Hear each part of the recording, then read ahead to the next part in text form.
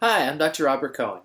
I've seen a lot of people have been asking whether or not the new SAT is going to be easier or more difficult than the current SAT. So I made this video to explain, to answer your question. The new SAT is, on the whole, definitely easier than the current version. Now, that's not to say that the test won't be more difficult in some ways for some people. But in general, the difficulty level on the new SAT is definitely lower than the difficulty level on the current test. In short, the SAT has been losing market share to the ACT. More people want to take the ACT, and part of the reason more people have been opting for the ACT is, in some respects, it's a lot easier and more user-friendly.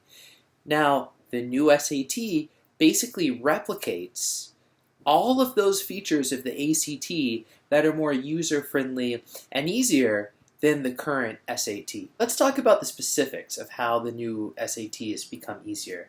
First of all, the math section. The current SAT, the pre-March 2016 SAT, had really tough math problems that involved a lot of critical thinking. They were a lot of real brain teasers and puzzles. On the new SAT, the math questions are much more straightforward. They're like the ACT. They're testing whether or not you've mastered certain concepts and procedures in math, not your critical thinking ability, for the most part. So, there are some more advanced topics on the new SAT, a little more Algebra 2, some trigonometry. That stuff wasn't on the current SAT.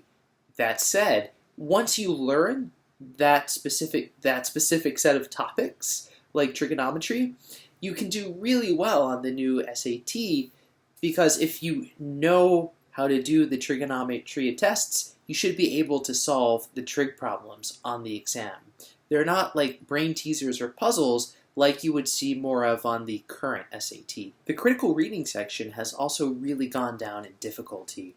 The current SAT has, the pre-March 2016 test has tons of really difficult vocab. There are vocab questions. There are very advanced words in the passage, and if you don't know them, it will hinder your understanding of the passage. There are tough vocab words in the questions themselves about the passage, and in the answer choices to those questions about the passages. So you really need to know a lot of advanced vocabulary if you want to do really well on the current SAT. The new SAT does away with all that. There's no vocab questions, and in general, there's very little to none to no advanced vocabulary on the test. And in this respect, it's just like the ACT. The makers of the SAT College Board say, well, the new test is going to test you on Tier 2 words. Maybe like words like systematic. But these words, for the most part, are words everyone knows. There's very little in the way of vocab on the new SAT. So that makes it much easier. Additionally, the questions themselves about the passages on critical reading, these questions are not, on the whole, as difficult as the questions on the current test. So the current SAT will have about two answer choices that are very similar, and there's a real subtle difference between the right and the wrong choice, and it takes a lot of really rigorous critical thinking to figure out which is correct. This is much less the case on the new SAT, where you have fewer choices, and the difference between the right answer and the wrong answer is usually more clear than it was on the former, on the current SAT. The other big part of the test is the writing section. It's now called Writing and Language on the new SAT, and this has also become a lot easier. In fact, the new Writing and Language test looks just like the ACT English section. So you'll have to correct there'll be an underlined portion of a sentence, and there'll be now 4 instead of 5 options, and you'll have to choose which is the best option to go in that part of the sentence. And now the answer choices, again, there's 4 instead of 5, and they're much shorter. you have much less to compare and juggle at any given time. The questions themselves are simply much easier. The essay is in many ways easier than the current essay.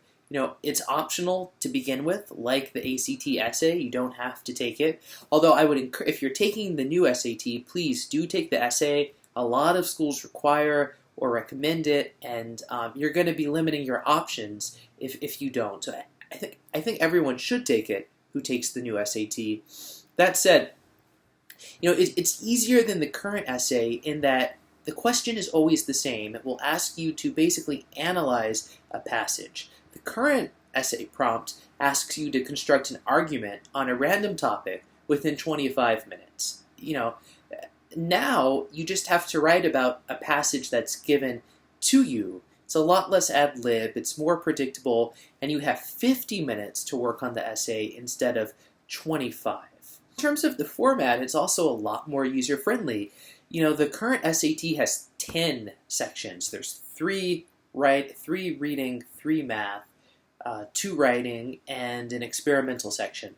The new test has 4 sections. That's it.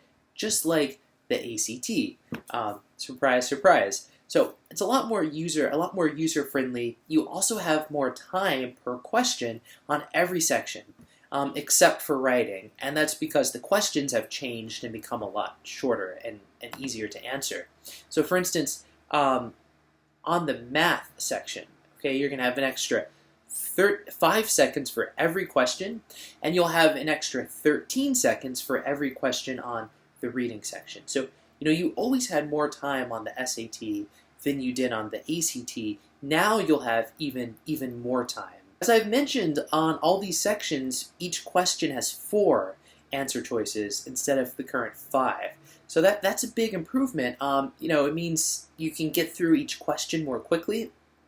So you have more time again, and there's less distracting and tricky answer choices. There's also no guessing penalty like on the ACT, and I think many people will find that a welcome alternative to the current test. So again, much easier in so many respects, much more user-friendly as well. I still would hold off on taking the new SAT until they've released more quality prep materials and until they finalize the question types more. So I'd probably wait until late spring or next summer before anyone really thinks about seriously prepping for or taking the new test. But that said, if from that point on, in class of 2018 on, you're going to have an SAT that in many ways is going to be a lot easier and more manageable than the current version. If you found this video helpful, please like it, share it, or subscribe to the channel, all of which will help me reach more people looking for this type of information. Thanks.